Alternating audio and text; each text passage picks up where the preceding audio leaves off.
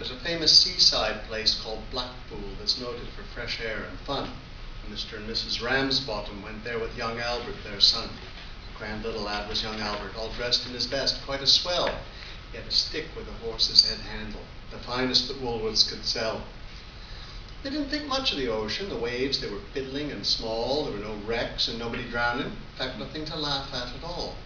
So, seeking for further amusement, they paid and went into the zoo.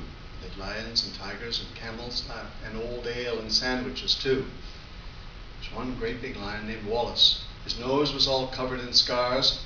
He lay in a somnolent posture with the side of his face on the bars. Now, Albert had heard about lions, how they were ferocious and wild. To see Wallace looking so peaceful, it didn't seem right to the child.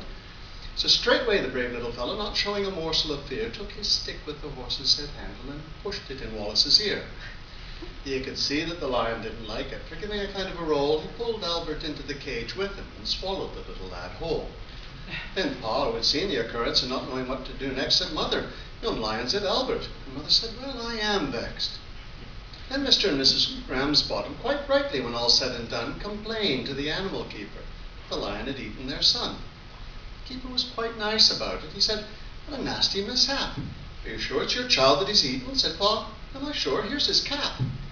And Mother said, "Right's right, young fellow. I think it's a shame and a sin the lion should go and eat Albert, and after we paid to come in."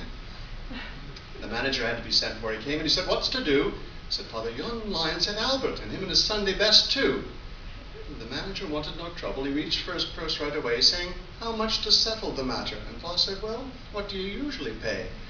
Then Mother got rather awkward when she thought where her Albert had gone. She says, "No, someone has to be summoned," so this was decided upon. So off they went to the police station in front of the magistrate chap and explained what had happened to Albert, and proved it by showing his cap. The magistrate gave his opinion that no one was really to blame, and said that he hoped the Ramsbottoms would add further sons to their name.